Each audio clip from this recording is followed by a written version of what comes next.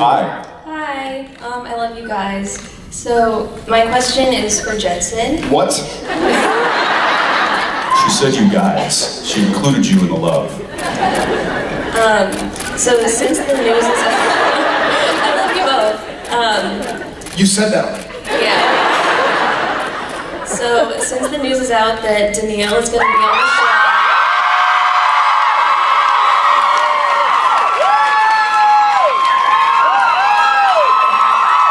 we're all really excited. Sorry, who? So I was just wondering, like, what the process of getting her on the show was, and if she had to like audition, and like how she decided to do it. A lot of jokes going through my head right now.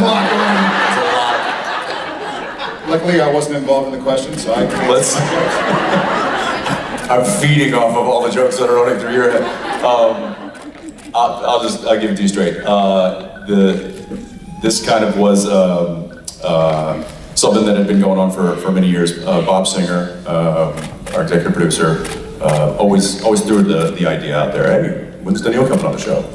And Dэнnil always took the stance of, no, that's your baby, that's your thing, that's you do it. I'll support you and love you and you do your thing, which was great. And that's I love her for that. And then it was when we got picked up for season 13, she was like, it might be cool to be on the show. She said it in like passing, like I don't even think she really knew what she was getting herself into. And so when she said that, my ears perked up, and I immediately told Bob, I'm like, hey, listen, if you're still interested in having Dэнnil on the show, I think she actually might be up for it. And he's like, seriously? So he told his wife, Eugenie, who's one of our writers, fantastic writer, and Eugenie jumped at the opportunity to create a character for her. So we knew that it was going to happen at some point this year, and it just so happens to be episode 1313. twins. So. Thank you. Thank you. Hi, I'm Christine, and I just want to say I love you guys a lot. And my question is the same as the last one. It's just, what are both of your guys' reaction to Dэнnil coming on the show? I think it's great. If anything, and by the way, I have to say that.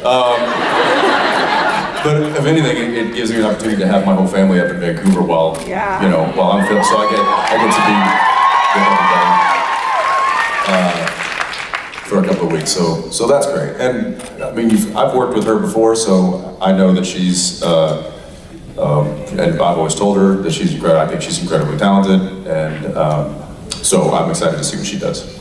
I can't wait. I've known Dэнnil. Haven't I known her longer than you've known her? Typically. Oh, shut up. No. I met her many years ago. Yeah, Before I've known her longer than I've known Jensen. Yes, that is true. So I know her as a friend. I know her as a mother. I know her as the wife of one of my best friends. I know her as Aunt Eel, as my sons call her, because they can't say Aunt Dэнnil as well as we adults can. I can't wait to work with her. I think it's really exciting. I think it's also, as a fan of the show, I'm excited for what it means. I'm excited for that little extra bit of, oh, this is going to be cool. Like, I know it's neat to have this backstory and this family where it's actually something that's we look forward to. Like, how neat will it be to see them interact on camera? And we've known them, we've loved them, and supported them. Them being Ackles and Dэнnil. I say Ackle. It's fine. I'll see Dэнnil every now and again and be like, hey, when is Ackles gonna go? And she's like, I'm an Ackles too. Oh yeah. When's Jensen? It just feels weird to say it. I can't wait. I'm really excited. I hope. I don't know what's gonna happen. But I know that at some point in time, I'm gonna have to explain to my children why Uncle Jensen and Daddy killed Mommy. So I'm hoping that we also have to explain to his children why Uncle Jared and Aunt Mama killed Mom. So, I think it was one of the first things he said was, all right, dude, but promise me this. You gotta hold her while I stab her in the gut. All right, challenge accepted. Thank you.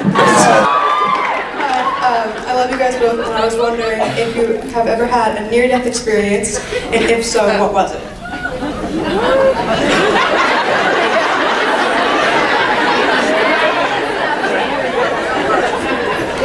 When Jensen stabbed me in the leg.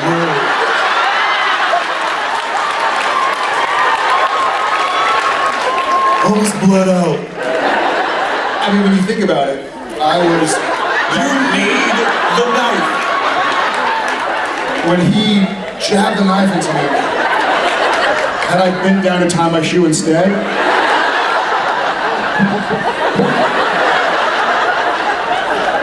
That was the nearest to death I've ever been.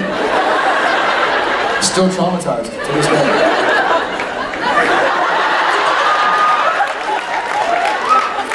You? Hey, Jared. Did you see that water bottle hit my foot? No, you picked it. Exactly. My leg was stationary. It didn't move. Yeah, once you stabbed yourself with the knife. You cut the ligaments. I couldn't move it anymore. Severed it. I flipped my car in Africa. I thought I was dead. What? Everybody's laughing. I flipped my car, I almost died. What? I did.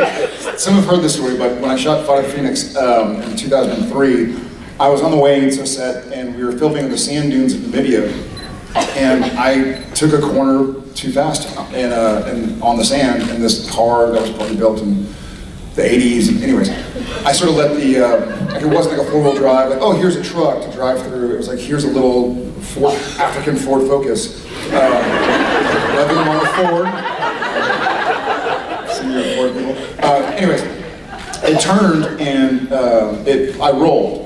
And when I rolled, I had my flip-flops on, which is probably a mistake. So you kind of brace, and the car did a loop-de-loop and hit soft sand, then hard sand, and a berm, and I did a complete roll. And I get there, and I'm like, and I'm fine. And I'm like, I've seen a lot of movies. I'm like, the car's gonna explode. I have to get out. And so,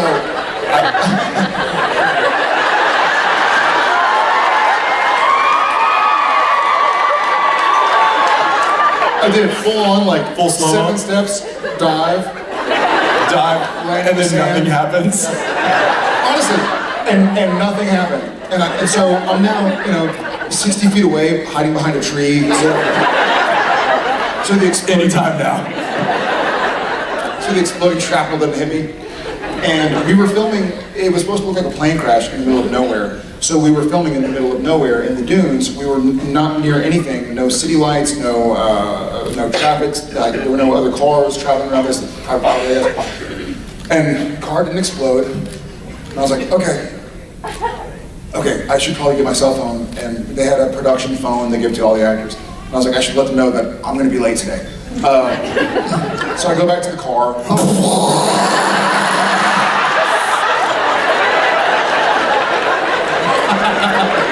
No, I go back to the car, and I'm looking, by the way, the only injury I could tell that I had was I had a cut on the top of my foot from where I had braced and it hit the bottom of the accelerator pedal. And so my foot's bleeding a little bit, but I'm like, I just flipped a car and I'm fine. So I go to the car, and I'm like, I'm gonna let production know that I am gonna be late because I rolled the car. And I can't find the phone. And I'm like, wait a second. And I kind of look around, I take a moment. I'm like, I can't hear, there are no sounds, there are no birds. I'm like, I can't find my phone. I'm like, oh my God, I'm dead. I don't need a phone because I'm dead.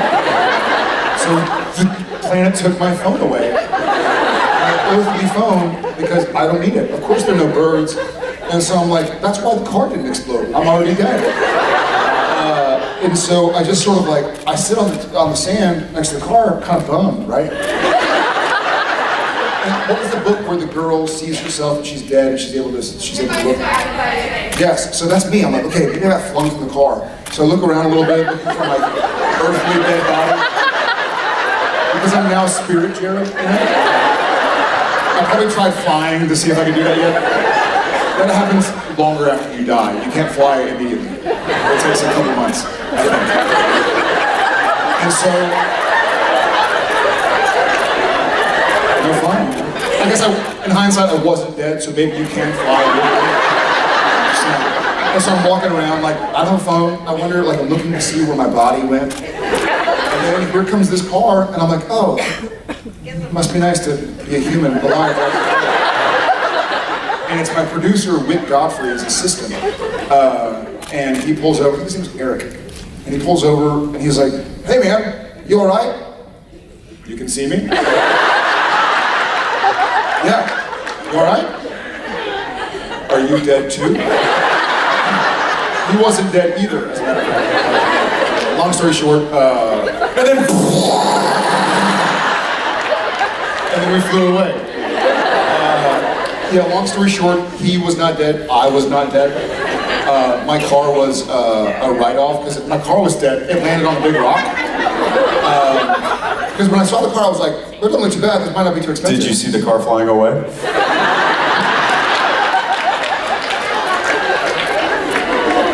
I did. So there is a car heaven. Yeah. Yes!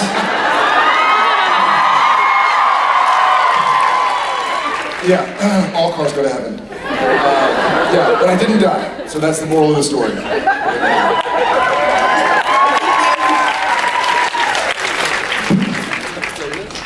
Yeah, I heard that story.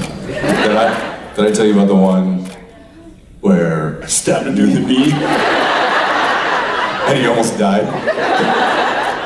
Where Nias and I climbed to the top of a construction crane. Kids, don't do this. Adults, don't do this. This was years ago, I think, I don't know. I was young, let's put it that way. And a friend of mine and I thought it would be entertaining to climb one of those construction cranes in the middle of the night. This one happened to be building a 48-story apartment building. So it was roughly 52 stories high. And we climbed over the construction fence, and this was so stupid. We climbed all the way in, like, because there's ladders inside the scaffolding. Climbed all the way up to where the base meets the arm. And there's like a hatch. Well, that hatch was locked. So instead of going, well, this was a bad idea, let's turn around, we decided to climb out of the scaffolding and up and around. Now we're 500 feet in the middle of the night. No one knows we're there. And so we do it, we climb over, and then we walk all the way out to the end of the arm there. We dangle our feet off the edge. Oh yeah, it's swaying. And we just sit there and just, have a conversation, just hang out for 15, 20 minutes, and then we're like, all right, let's go back. And in going back, it had started to rain a little bit. So the metal on the crane was now slick, and we had to climb outside of the scaffolding and back in. And I slipped. And luckily, my buddy Mike, who was actually no longer with us, not for that reason, had the very intelligent idea of, we found a little piece of rope up there, and he had tied it around my chest. He's like, I'm just because it's wet now, he's like, why don't you and I'll just belay you down. I'm like, all right, so I slipped, and he literally caught me. And then I swung myself in, got in, and then he did the same. He tied it around his waist, and I held it. But that was pretty much as close to stupid death as I ever got in my life. It was after that where I was like, I don't need to do stuff like that anymore. Check that off the list. And Mom, if you're gonna see this, I'm so sorry. I'm still here though. Thank you for your question.